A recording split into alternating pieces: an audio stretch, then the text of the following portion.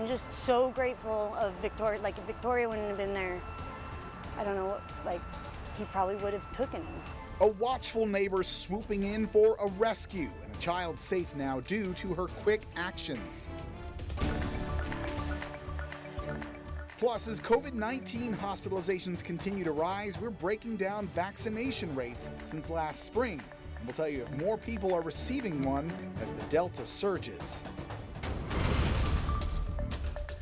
We're seeing a few clouds roll in overnight, but plenty of sunshine and warm weather in this holiday weekend forecast. Good evening. Thank you for joining us here on Krem2 News at 10. I'm Joshua Robinson, and Labor Day weekend finally here, meaning it's a great opportunity to get outside, spend some time with your family and friends. So we're going to go ahead and talk with meteorologist Michelle Boss to see what our holiday weekend forecast looks like. Michelle, is it going to stay warm heading into the weekend? Yes, it is. And we kind of got our holiday weekend started early because the weather's been gorgeous all day. So for folks who got to get out and start enjoying it, well, the weather was nice. We had plenty of sunshine. Temperatures were very seasonable today. Currently 66 in Spokane. It's cooled down to the 50s up north in Deer Park and Sandpoint. Still a very comfortable 70 in Wenatchee, Moses Lake, and Grand Coulee. Lewiston also checking in at 70 degrees. Satellite and radar doesn't show any precipitation across the area, but we do have a band of clouds moving through. So we are looking at mostly cloudy skies tonight, but those clouds are actually going to be pushing through during the overnight hours, and we should see plenty of sunshine for our Saturday and Sunday. So partly cloudy Saturday, 83. Mostly sunny on Sunday, 83. It might be a little bit breezy from time to time both days, but otherwise looking gorgeous. And Labor Day Monday couldn't get any better. We're looking at mostly sunny skies, continued warm temperatures, highs in the mid 80s.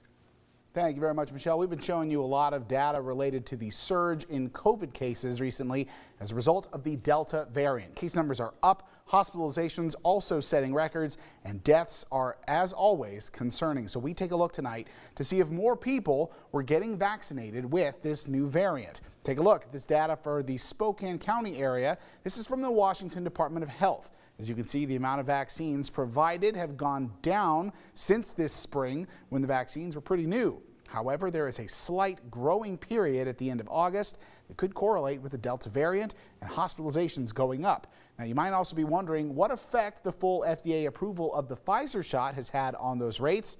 At this point, it's still too early and too soon to tell. Now we're going to also look at the numbers in Idaho here. As you can see, Idaho doesn't break it down by county, so this is data for the whole state. Again, we see some similarities to the Spokane numbers where there were a lot of doses given out back when the vaccines were approved for emergency use and have since tapered off. But again, not enough evidence tonight to really say what effect full approval has had on vaccination rates in Idaho. Meanwhile, Governor Little recently visited St. Luke's intensive care unit in Boise, saying it was, quote, heartbreaking to see intubated patients in critical condition. Earlier in the week, the governor announced he would be adding hundreds of new medical personnel to Idaho hospitals. That came after a last-ditch effort to avoid the first ever activation of statewide crisis standards of care.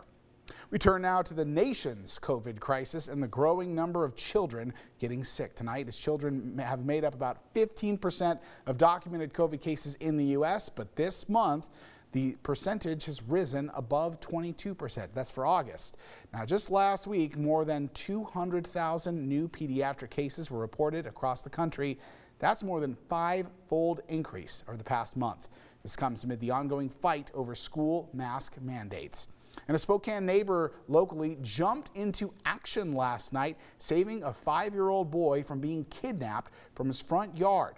Police arrested the suspect that night, and he appeared in court today. According to court documents, the boy walked over to his neighbor's house to play with his friends. They asked him to come back later, and as he walked back to his house next door, that's when a man he did not know approached him. The neighbor saw the man talking to the boy and heard him say, "Come here." When the boy tried to walk away, documents say the suspect reached out and picked him up before walking away. He made it nearly to the end of the block when the boy's neighbor chased after him.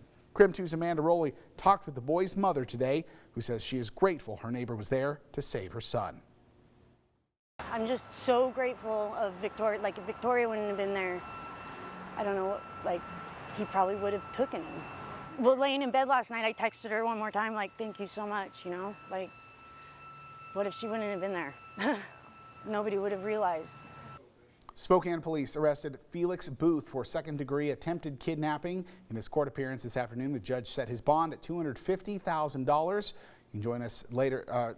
Check out online for more on the neighbor's account of what happened that night. New tonight, the Dave Matthews Band is playing at the Gorge throughout the entire Labor Day weekend starting tonight, but it might look a little different compared to some other concerts that you've attended. The band announced tonight in a tweet that due to a potential COVID-19 exposure within the organization, they would be playing a, quote, alternative format. Krem2 reached out to see what that means, but we have not heard back just yet. And today, President Biden is moving to declassify certain documents related to the 9/11 attacks. The order comes a little more than a week before the 20th anniversary of the attacks, and Biden hopes it'll be a supportive gesture to victims' families who long sought out records in hopes of implicating the Saudi government. Biden is also criticizing the new Texas abortion law today, calling it, quote, un-American. The president says it creates a sort of vigilante system because the ban, he says, is enforced by citizens who can sue anyone who may have aided in an abortion. Those who sue over violations can be awarded at least $10,000. It sort of creates a vigilante system where people get rewards to go out to, anyway. And it just seems, I know this sounds ridiculous, almost un-American, what we're talking about. Previously, the Supreme Court voted 5-4 in declining to halt the new law. And as extreme storms pound parts of the world and cause severe flooding, experts say the threat of climate change is growing more dire by the day. Gabe Cohen with our Verify team looks into how rising sea levels impact national security. As extreme storms pound parts of the world and cause severe flooding, experts say the threat of climate change is growing more dire by the day. Rising sea levels are a big part of it, threatening coastal communities across the globe. In the U.S., many of those areas house critical military hubs. So let's verify. Do rising sea levels impact national security? Our sources, a Virginia state official, the director of a national security think tank, and a study by the Department of Defense. Do rising sea levels impact national security? Well, of course they do. John Conger heads the Center for Climate and Security. He points to the dozens of military installations along the U.S. coastline. When rising sea levels impact that infrastructure, whether it's by flooding or storm surge, that impacts operations, it impacts readiness. A 2019 report on climate change by the Department of Defense found 53 military installations are battling recurrent flooding, and that number is growing.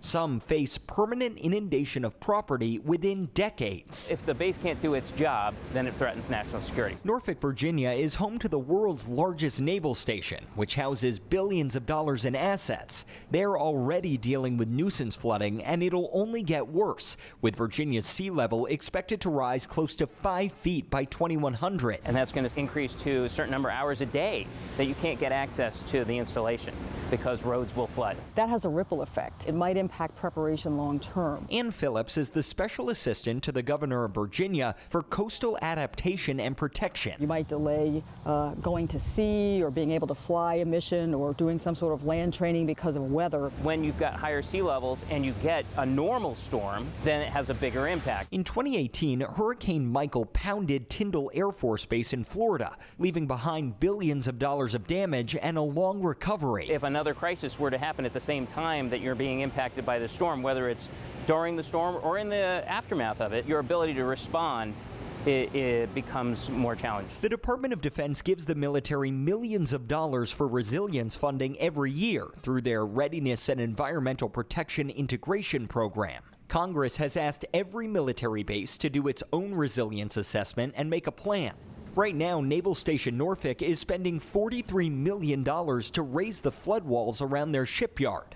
It's not just flooding here in the U.S. Rising waters pose security threats overseas as well. In some countries, sea level rise could displace millions of people, destabilizing governments in the coming decades, leading to more conflict for the U.S. or humanitarian need overseas. So we can verify, rising sea levels do threaten national security. With your Verify, I'm Gabe Cohen. New Orleans Mayor LaToya Cantrell provided an update today on the restoration efforts after Hurricane Ida nearly crippled the city and other areas in Louisiana. Cantrell said they are seeing the restoration of power come back to the city, and as more power is returned to the communities, residents who might have evacuated can go back home through a revamped levee system that protected New Orleans from catastrophic flooding after Hurricane Ida.